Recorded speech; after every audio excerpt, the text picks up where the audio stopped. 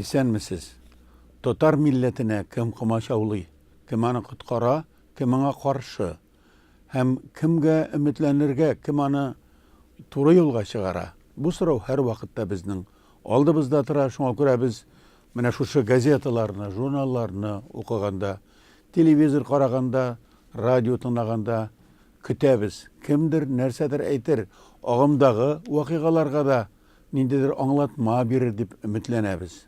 Башка нияте юк татар матбагасының. Ә безнең тапшуларыбызда юаннар көзгесе дип, менә шундый калын, аятнага бер чыга торган махсус саннарга күбрәк игътибар итәбез. Бу көннәрдә әлбәттә беренче урында булды Владимир Путинның Казанга килеп китүе, Муса Җәлилнең туган көне һәм аны искә алу, һәм башка шундый вакыйгалар. Татар кешесе үзенең илендәге зур вакыйгаларга һәр вакыт зур игътибар булды. Шулай ук Татар конгрессының стратегия эзләүе, нинди булырга тиешлеге бу стратегия дигән сорауларга җавапны каяндыр табып әйтеп карау яки табылмавы, ул да матбугатта күренеп тора. Менә шәһри Казанның шушы санына күз салыйк әле. Россия президентының Казанга сәфәре нәрсә белән истә калды дип һәркем сорыйдыр. Әлбәттә истә калган. Анда Казан урамнарыннан сыкланып, андагы матур парклар, агачлар турында тәҗрибә уртаклашу әйбәт булды. Татарстан президенты Рөстәм Миңнехановка Путинның мөнәсәбәте әйбәт икәнлеген күрсәтергә, дустанә мөнәсәбәтләре шуларып кына сөйләшәләр дигәндә ансы да истә калыр. Ләкин бу иң зурысы әлбәттә Владимир Путинның агымдагы эшләргә, хуҗалык эшләренә, экономикага зур игътибар бирүен, май указларын үтәтүгә, үзенең егетлеген күрсәтергә йөргәне күренеп тора. Игътибарны шул җәлеп итә. Владимир Путин Казанга агайны 20нче тапкыр килгән. 20 тапкыр Казанга килә икән, ул яратса да, яратмаса да, өметләнсә дә, дуслары булса да, булмаса да, бу Татарстанны, Казанны һәм татарның әһәмиятен тану дигән сүз.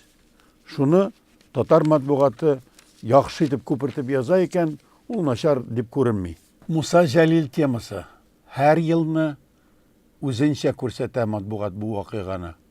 Бу юлы шул ук шәһри Казан Җәлилнең музей фатирына барып, аның мемориал бүлмәсен турында тасвирлаган.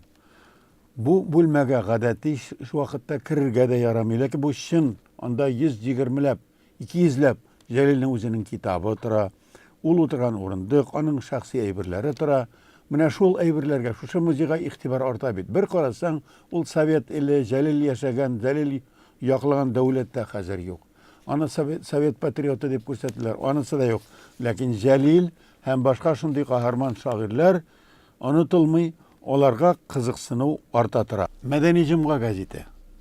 Монда да Владимир Путинның Казанга килүен беренче биткә чыгарганнар. Һәм менә күрәсезме, нинди матур биналарга карап тора, ил башы Казан төзелешләренә һәм төзи белүгә, бу эшне оештыру беләгә мөнәсәбәтен күрсәтә. Әлбәттә, хәтерлисездер, Путин киткән вакытта Московская үзәге тирәсендә безнең бер татар милләтчесе «Не обижай татарский язык» дигән мөрәҗәгать белән кычкырып калды. Рәнҗетмә татар телен дип әйтте. Ишеткәндерме, ишетмәгәнме, мин уйлыйм, ишеткәндер дип. Һәм ул нәрсәне күз алдына тоткан татарларның Казанда барлыгын, аларның яхшы эшләвен генә түгел, туган телләренә ярдәм кирәген аңлавын ишетмәгәндер дип уйламыйм мин. Ишеткәндер, ишетмәсә җиткерелгән.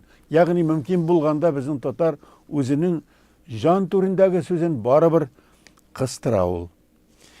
Мәдәни җомганың да зур гына мәкаләләре Муса Җәлилгә багышланган.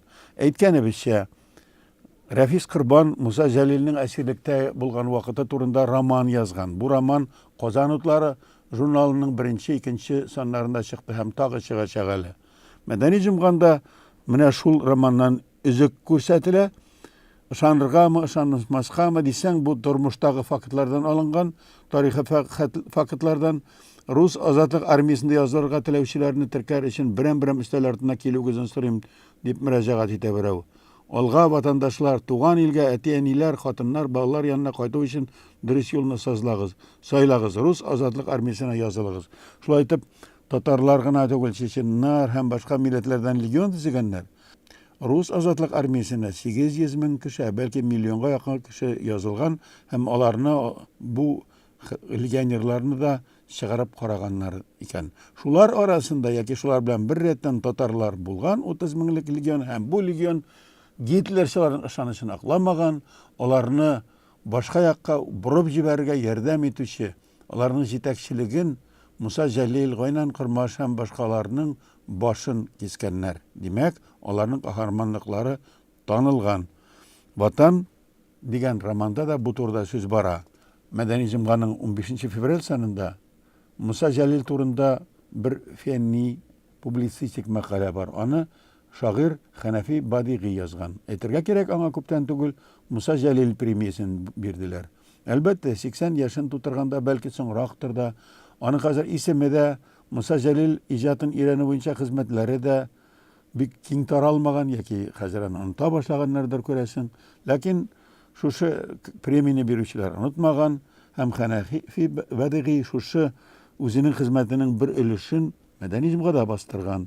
Ул 630лап әсәрен Муса Җәлилнең барлап чыккан. Ягъни аларны укыган, 19 елда Бәхет дигән шигырь язылган булган, аны да укыган һәм соңгы көненә кадәр язылган әсәрләрне укыган. Шулай яшь чагында яшьләрне тәрбияләүгә бер өлеш керткән булып чыга бит инде. Менә хәзер аның әсәренең дә кайбер юлларын без күрә алабыз. Без бу күзәтүгә игътибарны җәлеп итә торган тансык, үзенчәлекле мисаллар гына кертәбез. Менә Фәнзаман Баттал. Аның дөньядан киткәненә инде хәтсез генә вакыт үтте. Ләкин әле яңарак кына арабызда үзенең эшләпәсен киеп килеп керә иде. Ул үзенең фикереннән, үзенең сатирик карашыннан бер вакытта да чигенмәде. Мәдәни җомганың бу санында аның тууына 80 ел тулу уңаеннан үз заманының фән заманы дигән мәкалә басылган. Аны Фәүзия Бәйрәмова язган, тарих фәннәре кандидаты. Кызыклы кеше иде. Аны сагынырбыз инде. Аның җитмәве сизелә, чөнки ул сатирик караш, андый талант, андый шундый милли рухлы елмаю бик сирәк очрый.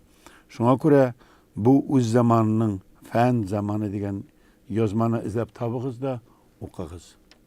Бәлки интернет сәхифәсендә табарсыз.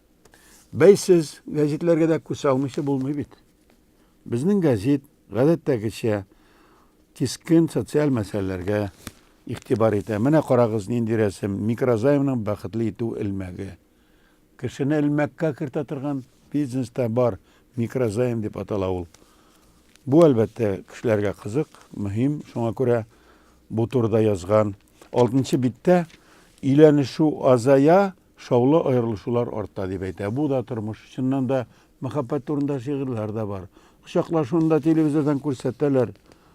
Бик өйләнмиләр. Буйдак егетләр, кияүгә чыкмаган кызлар күп кенә. Аерылышулар күп. Безнең гәзит менә шуңа игътибар итә.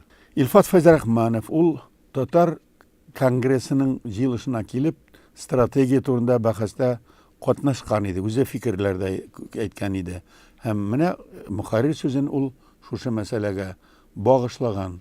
Башка газеталарда да стратегия турында, шушы конгресста булган киңәшмә турында язмалар бар. Стратегия дигәннән Рашид Әхмәтовның Звезда Поволжья газетында шушы стратегия проектлары турында һәм гомумән милләтнең бүгенге язмышы, киләчәккә карашлары турында 16нчы мәкалә язып, бастырып чыгару турында әйтеп китәбез. Ахырда яңадан затлы шәхесләр турында. Әмирхан Енекинең тууына 110 ел тулды. Ул заманында бүләкләр алган, президиумнарда утырган шәхес түгел. Хәтта Тукай бүләге дә аңа 75 яшы тулганда гына бирелде. Ләкин ул иң затлы классик язучыларның берсе. Ни өчен аңа шундый мөнәсәбәт булган, аның юбилей кичәсендә дә күренде. Әмирхан Енеки гел генә үзенең ихлас күңелендә булган чын рухи мәдәни зыялы сүзен әйткән. Хәтта райком секретарен тискәре персонаж итеп чыгарырга да курыкмаган ул. Менә шушы кичәдә аның шундый тавышы, фикере әйтелде. Ягъни аның мәгънәсен шушы стратегияга, киләчәккә күз карашы булган күп еллар элек булган. Татар теленә яңадан кайтырга кирәк дип әйтте ул. Кайтыр өчен татар балалары 100% бары тик шушы ана телендә генә укый башларга тиеш. Бөтен дөньяда шулай. Һәр милләт баласы иң элек үз телендә укырга, язарга өйрәнә. Безгә дә шул максатка ирешер өчен беренче нәүбәттә башлангыч мәктәпләрне ачарга һәм аларның санын күбәйтергә кирәк. Юк, безгә татар гимназияләре, татар университетлары кирәк дип ялкынланып сөйләүчеләр булды. Анысы да дөрес. Әмма адәм баласы укуын бит университеттан башламый, мәктәпнең беренче сыйныфыннан башлый. Балаларны ана телендә укыта башлау Татарстанда махсус закон нигезендә мәҗбүри булырга тиеш. Кабатлап әйтәм, сүз укыта башлау турында бара. Ягъни бала үз телендә камил укый яза белгәнчә кадәр. Моның өчен 4 еллык башлангыч мәктәп тәмамлау җитәчәк. Шуннан соң инде баланың теләсә нинди телдә укуын дәвам итәргә хакы бар. Татарның урысча белмичә калу куркынычы юк. Ул аны белергә мәҗбүр. Урысларны татарча укытып азаплану бәрәкәтсез эш минемчә. Күрәсезме? Бу бит инде 1900 ничәнче елларда әйтелгән фикерләр. 2017-2018 елларда парламентларда да бәхәсләнә торган фикерләргә классик язучының, чын татарының шундый фикерләре васыяте әйтеп калдырылган. Онытмаска иде, бәлки матбугат онытмаска ярдәм итәр.